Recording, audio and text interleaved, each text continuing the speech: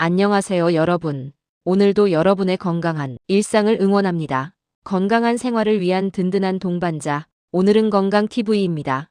여러분, 아침에 눈을 떴을 때 입안이 텁텁하거나 목이 칼칼해서 내가 이제 나이가 들었나?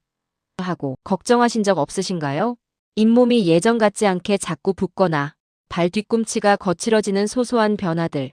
병원에 가기엔 애매하고 그냥 두 잔이 찝찝한 그런 증상들 말입니다.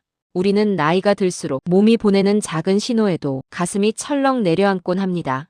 그런데 여러분, 병원에 입원하면 의사 선생님들이 환자에게 가장 먼저 그리고 기본적으로 처방하는 것이 무엇인지 아십니까? 네, 바로 수액입니다. 우리가 흔히 링거라고 부르는 그 투명한 액체의 주성분은 다름 아닌 0.9% 농도의 소금물, 즉 생리식 염수입니다. 병원에서는 생명을 유지하는 가장 기초적인 수단으로 이 소금물을 사용하는데 정작 우리는 집에서 소금과 물을 어떻게 써야 내 몸을 살리는지 잘 모르고 있습니다. 그저 짜게 먹지 말라는 잔소리 때문에 소금을 무조건 피해야 할 적으로만 여기고 계시진 않았나요?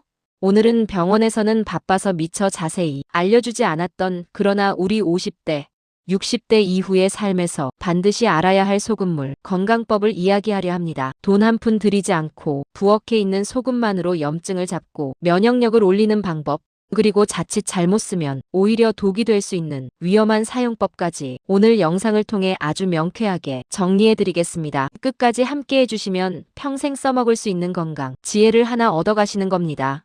본격적인 이야기에 앞서 우리 몸과 소금의 관계를 아주 쉽게 이해해 보겠습니다.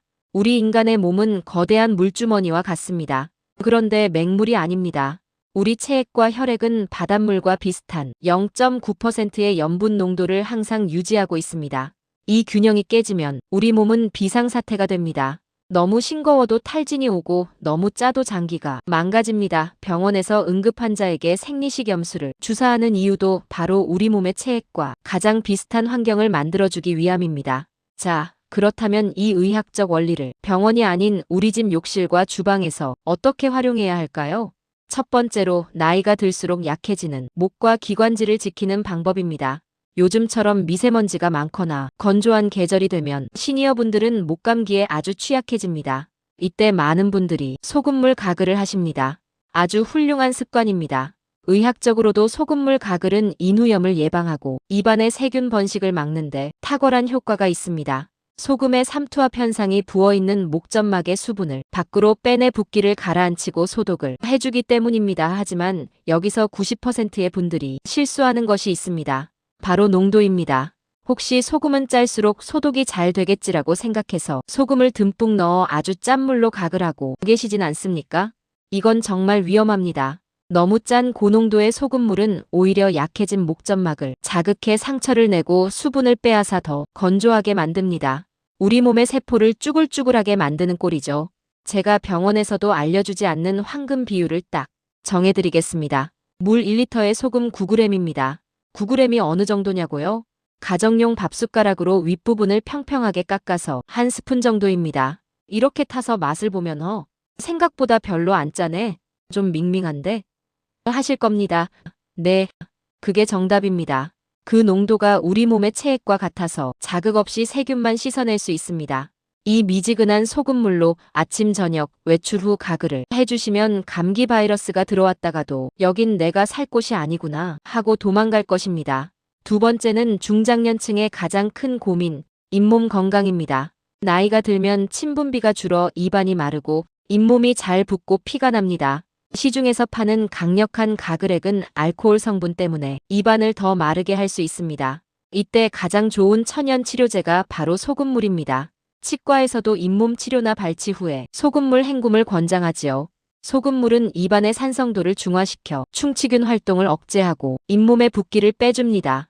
여기서 실생활 꿀팁을 하나 드립니다. 양치질 하실 때 칫솔을 소금물에 잠깐 담갔다가 치약을 묻혀 닦아보세요. 혹은 양치 마지막 헹굼 물로 소금물을 사용해보세요. 단 주의하실 점이 있습니다. 옛날 어르신들처럼 굵은 소금을 칫솔에 직접 묻혀서 빡빡 닦는 분들 계십니다. 이건 치아 표면을 사포로 문지르는 것과 같습니다. 치아가 마모되어 이가 시리게 되는 지름길이니 절대로 하시면 안 됩니다. 반드시 물에 녹인 소금물을 사용하셔야 합니다. 세 번째 활용법은 코 세척입니다. 비염이 있거나 콧물이 목 뒤로 넘어가는 후비루 증상이 있는 분들에게 소금물 코 세척은 신이 주신 선물과도 같습니다. 코 안의 썸모 운동을 돕고 노폐물을 씻어내니까요.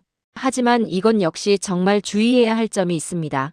바로 어떤 물을 쓰느냐입니다. 수돗물을 그냥 받아서 소금을 타서 코에 넣으시는 분들 당장 멈추셔야 합니다. 수돗물이나 정수기 물에는 아주 드물지만 뇌에 치명적인 아메바나 세균이 있을 수 있습니다. 마시는 건 위산 때문에 괜찮지만 코 점막을 통해 뇌로 들어가면 큰일 납니다. 실제로 해외에서는 이런 사고 사례가 보고되기도 했습니다. 가장 안전한 방법은 약국에서 파는 멸균, 생리식염수를 사서 쓰는 것입니다. 만약 집에서 만드신다면 물을 팔팔 끓인 후 체온 정도로 식혀서 사용하셔야 합니다. 전용 용기를 이용해 한쪽 코로 넣고 아 소리를 내며 반대쪽으로 흘려보내는 방식. 처음엔 어렵지만 익숙해지면 머리까지 맑아지는 개운함을 느끼실 겁니다. 네 번째는 족욕입니다. 혈액순환이 안 되어 손발이 차고 저린 분들, 발 뒤꿈치가 갈라져서 이불에 걸리는 분들께 추천합니다. 대야에 따뜻한 물을 받고 천일염 한 줌을 넣어 10분에서 15분 정도 발을 담가보세요. 소금의 미네랄 성분이 피부 장벽을 튼튼하게 하고 삼투압 효과로 다리의 부기를 빼는 데 도움을 줍니다. 단순히 맹물로 하는 것보다 온열 효과가 오래가고 살균 작용 덕분에 발 냄새나 무좀균 억제에도 보조적인 도움을 줍니다. 저녁 드시고 TV 보시면서 소금 족욕 한번 해보세요. 하루의 피로가 싹 풀리면서 잠도 잘 오실 겁니다. 자, 여기까지 들으시고 소금물이 그렇게 좋아? 그럼 나는 오늘부터 소금물을 타서 매일 마셔야겠다라고 생각하시는 분이 계실까봐 노파심에 급히 말씀드립니다. 지금부터가 오늘 영상에서 가장 중요한 반전이자 경고의 메시지입니다. 소금물 씻어내는 용도로는 최고지만 마시는 용도로는 매우 신중하셔야 합니다. 유튜브나 인터넷에 보면 아침 공복에 진한 소금물을 마시면 장 청소가 된다, 만병이 낫는다라는 정보가 떠돌아다닙니다. 하지만 우리 50대, 60대 이상 시니어 여러분께는 이것이 독이 될 수 있습니다. 곰곰이 생각해 보십시오. 우리는 이미 김치, 찌개, 국, 젓갈 등을 통해 세계보건기구 권장량의 2배 가까운 소금을 먹고 있습니다. 그런데 여기에 소금물을 따로 챙겨 마신다면요. 혈관 내 삼투압이 높아져 혈액량이 급격히 늘어납니다. 혈관이라는 파이프에 물이 꽉 차서 압력이 높아지는 것, 그게 바로 고혈압입니다. 고혈압, 심장병, 특히 신장 콩팥 기능이 약하신 분들에게 갑작스러운 소금물 섭취는 치명적입니다. 콩팥이 소금을 걸러내느라 과부하가 걸려 망가질 수 있습니다. 나는 땀을 많이 흘리니까 괜찮아 하시는 분들도 계시죠? 물론 격렬한 등산이나 한여름 밭일 후에는 전해질 보충이 필요합니다. 하지만 그럴 때도 맹물이나 아주 옅은 소금물 혹은 이온 음료 정도면 충분하지, 일부러 짠 소금물을 들이켜는 것은 몸을 혹사시키는 일입니다. 우리 몸은 스스로 염분 농도를 조절하는 놀라운 능력이 있습니다. 평소 식사만 골고루 하셔도 염분은 충분합니다. 따라서 소금물은 마시는 것보다는 가글, 세척, 족욕 등 뱉어내고 씻어내는 것으로 활용하시는 것이 훨씬 안전하고 현명합니다. 그렇다면 어떤 소금을 써야 할까요? 죽염이다, 히말라야 핑크솔트다, 비싼 소금들이 참 많습니다. 물론 미네랄이 조금 더 있고 맛이 다를 수는 있습니다. 하지만 오늘 말씀드린 가글, 세척, 족욕 용도로는 집에 있는 깨끗한 천일염이나 일반 정제염 꽃소금을 쓰셔도 의학적인 효과를 보는 데는 전혀 부족함이 없습니다. 굳이 비싼 돈 들이지 않으셔도 됩니다. 다만 천일염의 불순물이 걱정되신다면 프라이팬에 한번 볶아서 쓰시거나 물에 녹인 후 가라앉은 찌꺼기는 버리고 윗물만 쓰시면 됩니다. 가장 편한 건 약국에서 1,000원 내외면 살 수 있는 멸균 생리식염수를 사서 쓰는 것이고요. 정리해 보겠습니다. 소금물 건강법의 핵심은 딱 2가지입니다. 0.9%의 농도와 올바른 용도입니다. 밍밍할 정도의 농도를 지켜서 목과 입안을 헹궈내고 발을 담그는 외용요법으로 적극 활용하세요. 하지만 마시는 것은 내 혈압과 콩팥 상태를 고려해서 아주 조심해야 한다는 점 꼭 기억해 주시길 바랍니다. 여러분, 건강은 멀리 있는 산삼을 찾아 헤매는 것이 아닙니다. 내 부엌 찬장에 있는 흔한 재료의 가치를 재발견하고 그것을 올바르게 사용하는 지혜에서 시작됩니다. 오늘 부엌에 있는 소금통을 한번 열어보세요.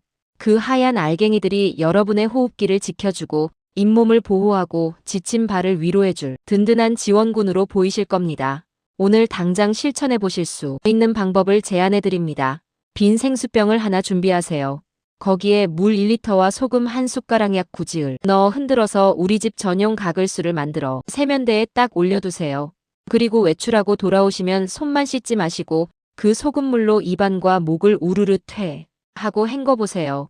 그 작은 습관 하나가 다가오는 환절기, 여러분의 건강을 지키는 가장 큰 방패가 될 것입니다. 오늘 준비한 소금물 건강 정보는 여기까지입니다. 병원에서는 굳이 말해주지 않지만 알면 약이 되고 모르면 독이 되는 생활 속의 의학, 지식 여러분의 삶에 작지만 확실한 도움이 되었기를 바랍니다. 오늘 내용이 유익하셨다면 구독과 좋아요 그리고 알림 설정 부탁드립니다. 그리고 주변에 소금물 마시면 좋다더라 하면서 무작정 드시는 친구분이 계시다면 이 영상을 공유해서 올바른 방법을 꼭 알려주세요. 그게 바로 친구의 건강을 지켜주는 길입니다. 여러분의 건강한 내일을 위해 저도 더 유익하고 검증된 정보로 다시 찾아오겠습니다. 지금까지 건강한 생활을 위한 든든한 동반자, 오늘은 건강TV였습니다. 감사합니다.